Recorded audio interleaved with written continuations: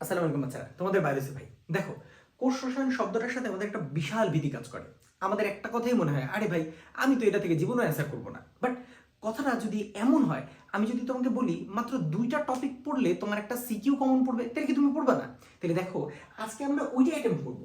আমাদের অ্যাটেম্প করার টপিকের একটা হলো স্টার্চ আর সেলুলোজের স্ট্রাকচার শিখবা ভাই তুমি, আর একটা হলো প্রোটিনের স্ট্রাকচার শিখবা।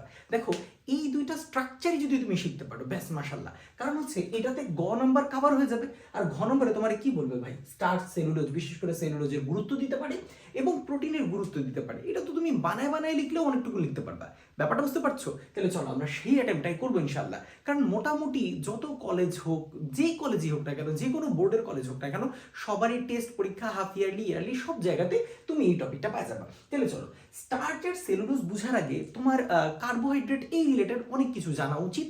আমি সেগুলির একটা ডিটেইলড ভিডিও আমার ডিসক্রিপশন বক্সে অথবা আমার কমেন্ট বক্সে আমি দিয়ে রাখবো, তোমরা ওইখান থেকে দেখে নিতে পারো। বাট আপাতত টেস্ট পরীক্ষার জন্য কয়েকটা স্ট্রাকচার শিখি চলো।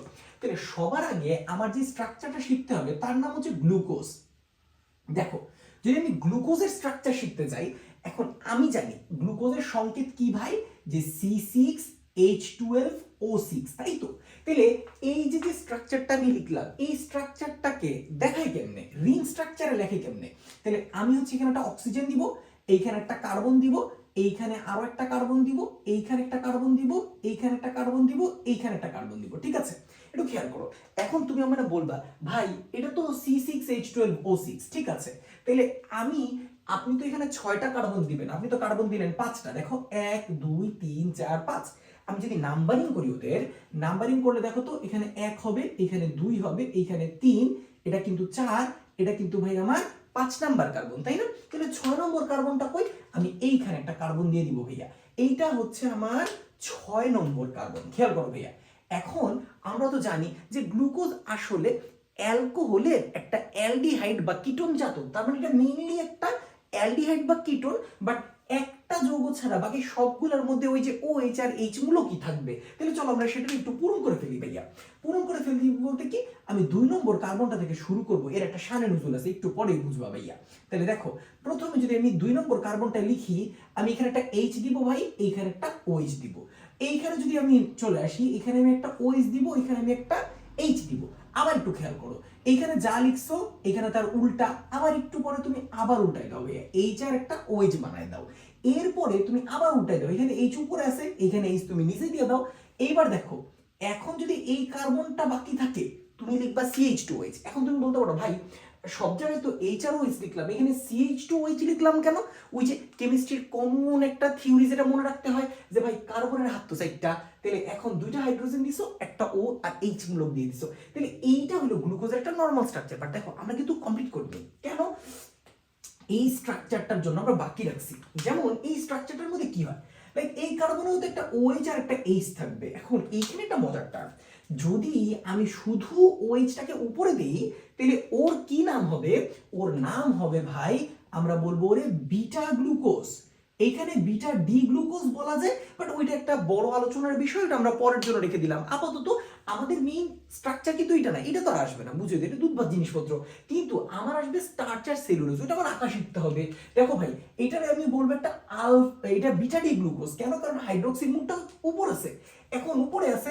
এখন আমি এই সেম স্ট্রাকচারটারে যদি আবার আঁকি ভাইয়া, দেখো এইখানে আমি কার্বন দিলাম, এইখানে আবার কার্বন দিলাম, এখানে আবার কার্বন দিলাম, আবার কার্বন দিলাম। দেখো ভাই, তাহলে তুমি কি করবা তখন? তাহলে এই স্ট্রাকচারটারে আবার সেম ভাবে দেখো, সেম ভাবে দেখলে কেমন হবে? আমি যদি বলি যে আমার OH-টা নিচের দিকে আছে, বাকি সবকিছু সেম, তাহলে কি হবে ভাই? এটা এটা H হবে। এইখানে একটা H আর একটা OH দিয়ে দিব, এইখানে একটা OH আর H দিয়ে দিব, এখানে একটা H আর OH দিয়ে দিব, এখানে একটা H দিব, এখানে একটা CH2OH দিব। দেখো ভাই, সেম ব্যাপারটাই কিন্তু এখানে আমরা আসি, যে আমরা বলবো এটা 1 নম্বর কার্বন, বাবা এটা 2 নম্বর কার্বন, এটা 3, এটা 4, এটা 5, আর এটা আমাদের 6 নম্বর কার্বন। খেয়াল করো ডিফারেন্সটা কই ভাই?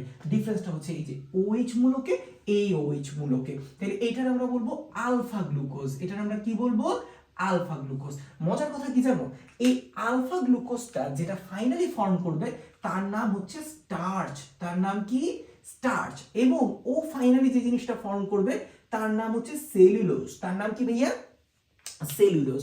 এখন দেখো আমি যে স্টার্চের কথা বললাম, আমি যেখানে সেলুলোজের কথা বললাম, এই যে আলফা গ্লুকোজটা যখন একটা পলিমার স্ট্রাকচার তৈরি করবে তখন তৈরি করবে স্টার্চ, এবং বিটা যে গ্লুকোজটা বা বিটা ডি গ্লুকোজ যেটা, সেটা তৈরি করবে একটা সেলুলোজ। তখন আমার এই দুটো স্ট্রাকচার রাখতে হবে। ঘ নম্বর যদি এটা স্ট্রাকচার দেয়, বুঝতেই পারতেছে ভাই, তোমরা জানো অলরেডি যে ঘ নম্বর স্ট্রাকচারে অবশ্যই দিবে কি, ওর একটা অর্থনৈতিক গুরুত্ব হবে। তাহলে চলো এখন আমরা ওই স্ট্রাকচারগুলা বলা শিখবো, বুঝা শিখবো। চলো আমরা শুরু করি। তাহলে এখন আমরা প্রথমে ধরো একটা স্টার্চ আঁকা শিখবো, তারপরে হচ্ছে আমরা চলে যাব সেলুলোজের স্ট্রাকচারে, এরপর ফাইনালি আমরা প্রোটিন শিখবো। দেখবো তুলনামূলক ইজি হয়ে গেছে।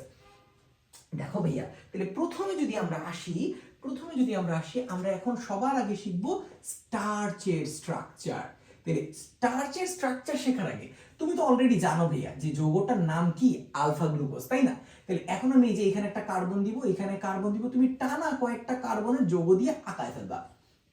দেখো তাহলে এইখানে আমরা হাতগুলো এইভাবে রেখে দিলাম, দেখো একই যৌগ তোমার দেখতে দেখতে অনেক শেখা হয়ে যাবে ভাইয়া। দেখো এইখানে আমরা আবার স্ট্রাকচার আঁকাইলাম, ঠিক আছে?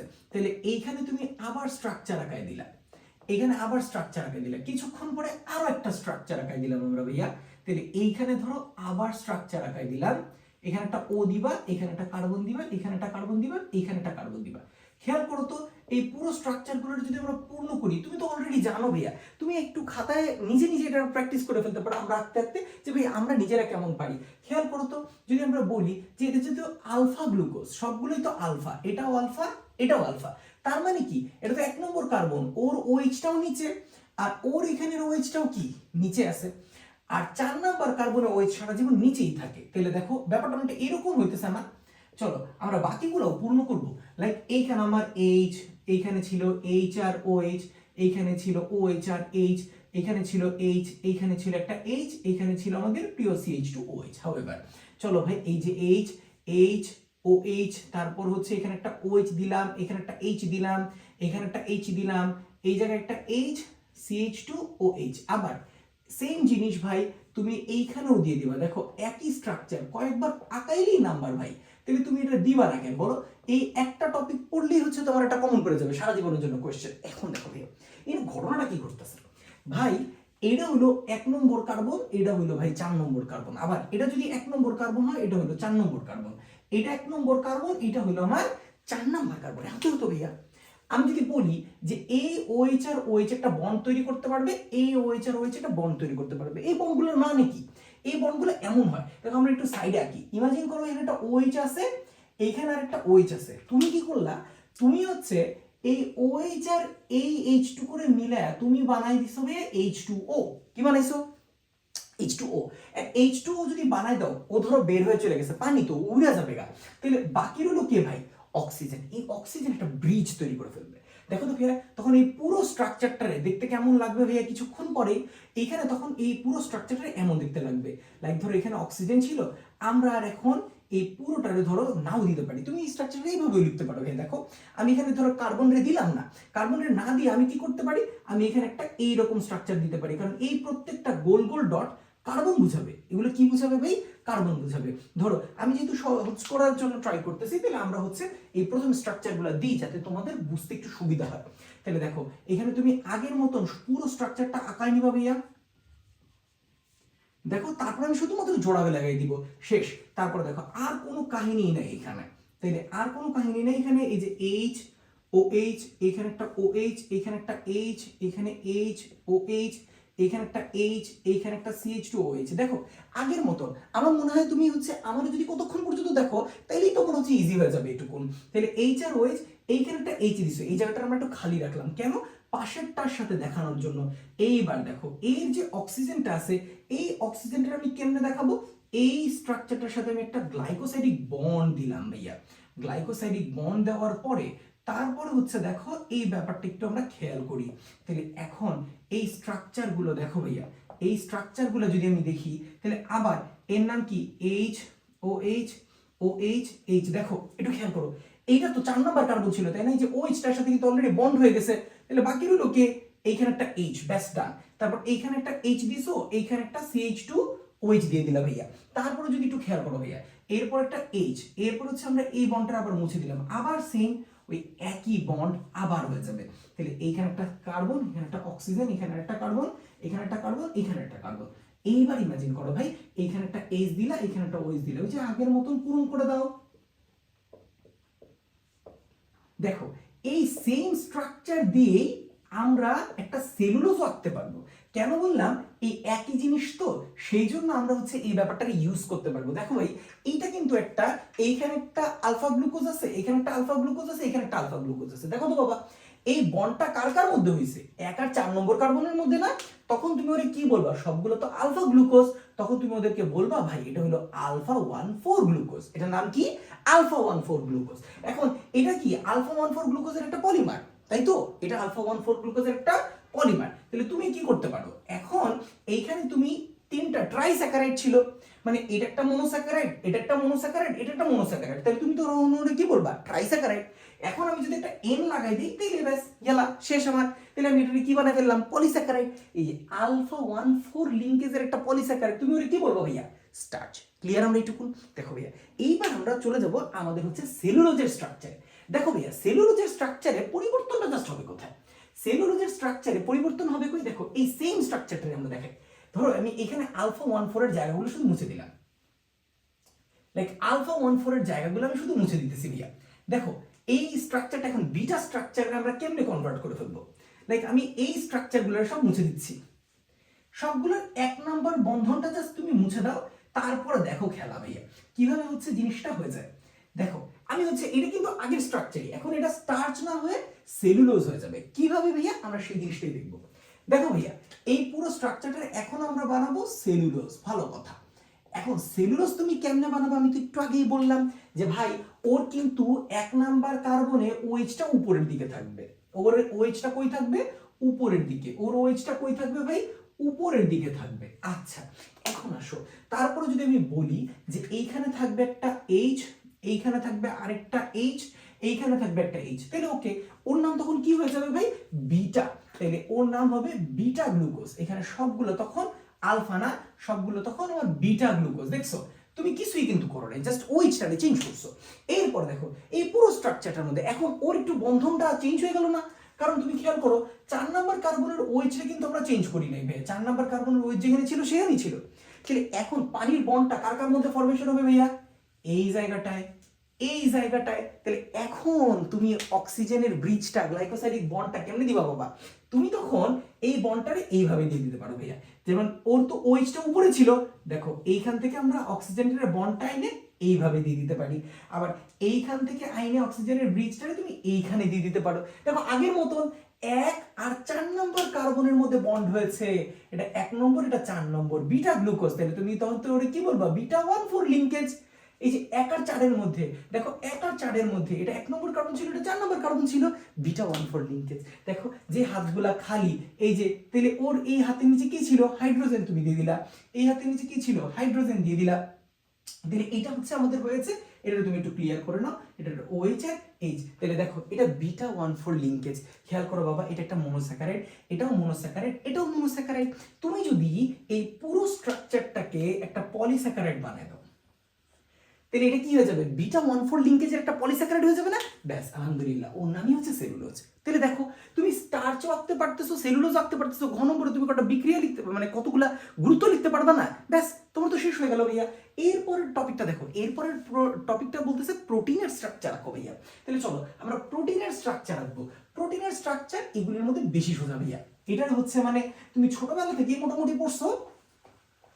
আমরা এই পুরো ব্যাপারটা চলো একটু এক্সপ্লেইন করি, তুমি হচ্ছে ইজি হয়ে যাবে তোমার জন্য।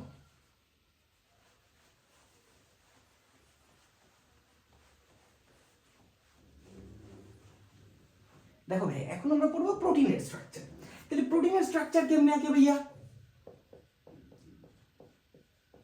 আমরা যদি বলি প্রোটিনের কথা, প্রোটিনের মেইন বেসটা হচ্ছে অ্যামিনো অ্যাসিড। লাইক এখন আমি একটা অ্যামিনো অ্যাসিড রাখতেছি ভাইয়া। দেখো অ্যামিনো অ্যাসিডটা যদি তুমি বলো, ওর সংকেত হচ্ছে এরকম ভাইয়া, জাস্ট একটা কার্বন আছে, এইখানে একটা কার্বক্সিলিক মূলক তুমি দিলা, এইখানে একটা NH2 দিলা, এইখানে একটা হাইড্রোজেন দিলা, এখানে একটা অ্যালকাইল মূলক দিলা, ব্যাস, এটা অ্যামিনো অ্যাসিড। ভালো কথা।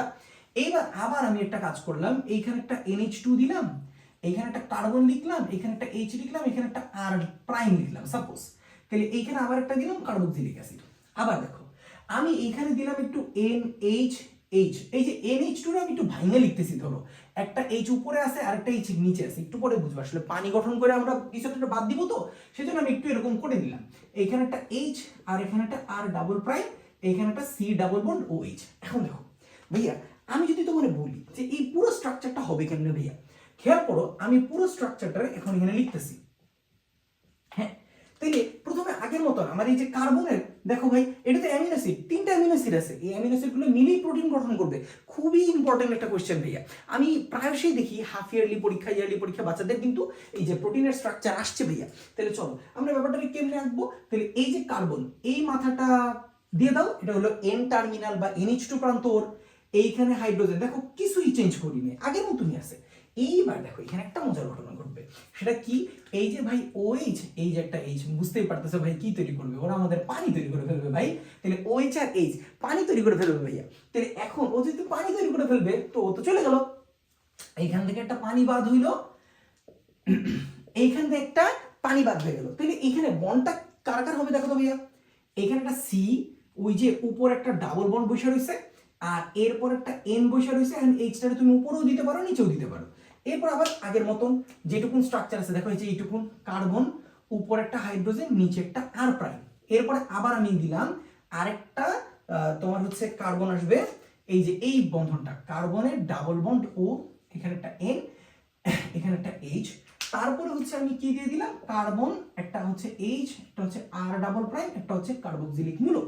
দেখো ভাই এই বন্ডটার নামই হচ্ছে পেপটাইড বন্ধন। এই পেপটাইড বন্ধন তোমার হতে হতে 50টার বেশি যখন হয়ে যাবে তখন তুমি পলিপেপটাইড বলবা। কয়েকটা পলিপেপটাইড চেইন মিলেই হচ্ছে কি তৈরি করতে পারে, প্রোটিন তৈরি করতে পারে। কিছু কিছু কেসে যখন বড় পলিপেপটাইড চেইন হয় তখন ও নিজেই প্রোটিন তৈরি করে ফেলতে পারে। বইয়ের মধ্যে এখানে কোনো N10 দেওয়া নাই, বাট তুমি চাইলে এখানে N অ্যাড করতে পারো। দেখো ভাই এই বন্ডটাকে তাহলে আমরা কি বন্ড বললাম, পেপটাইড বন্ড।